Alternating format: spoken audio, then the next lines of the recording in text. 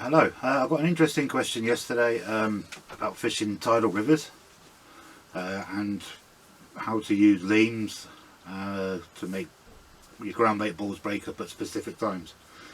There's a few ways of doing that. Obviously you need to use a rather sticky mix to start with so you can get your ground bait down there.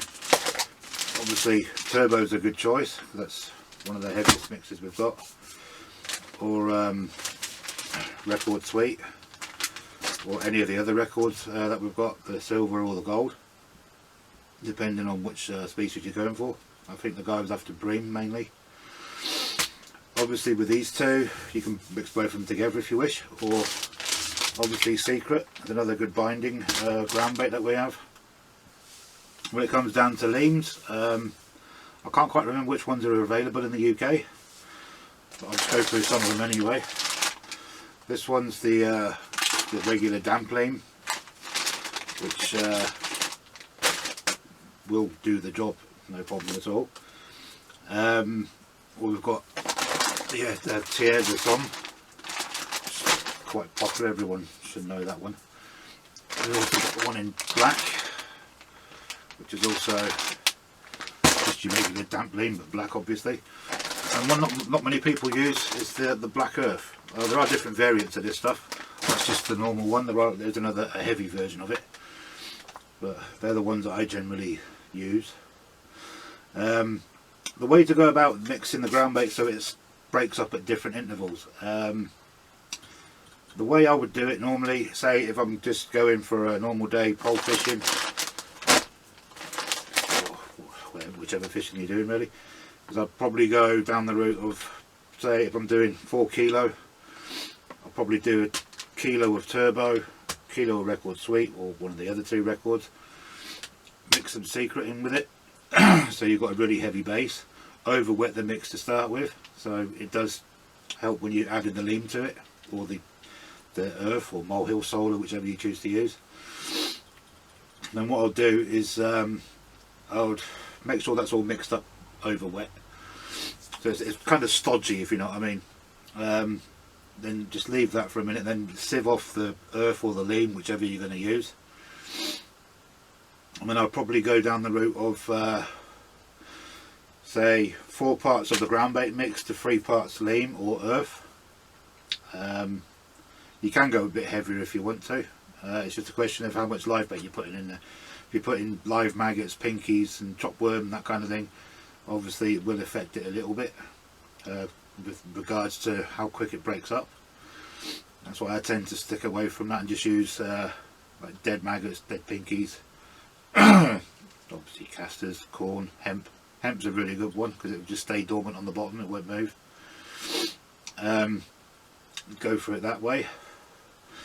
Another additive you can throw in there is molasses, because it's quite thick. It actually adds more weight to the mix. But I'd actually put that in with the water when I'm mixing the ground bait up, if you know what I mean. And once like I said, once you've riddled off the Leam and the soil, or you can use both if you wish, then you can just start mixing it together. It is best to do it with a drill whisk, unless you want to do it with your hand, which does take a little bit longer and you probably end up having to riddle it again. But with a with a ground bait whisk it shouldn't really be a problem. That's pretty much the way I go down. And one thing you have to be careful with is if you're using a pole cup, don't make the balls too big, because you might find that your pole will snap, because there is a lot of weight in there because of the amount of water you've used to create this heavy mix. So try and make them a bit smaller than you normally would. Don't fill the whole pole cup with one ball, because depending on what pole you've got, it probably will snap. I've seen it happen loads of times. So just go on the smaller size, unless you're balling it in, then it doesn't really make a difference at all. You do what size you want. Another tip is once you've actually made your ground bait balls up, before you actually go to throw them in, just have like a bucket of water next to you. Just wet your hands and then put like a film onto the ground bait balls themselves. Gives it a bit of a coating which stops the water penetrating, if you know what I mean. So once you've thrown it in, it doesn't break up as quick. It will stay together longer. Then the other little trick you can do is depending on how hard you squeeze the balls. If you do, the way I normally do it is I normally start, if I'm putting in say 10 balls of ground bait, just for a random number, I'll put 2 balls in that are just about squeezed together, so that they kind of break down halfway. In other words, falling through the water, they'll break up.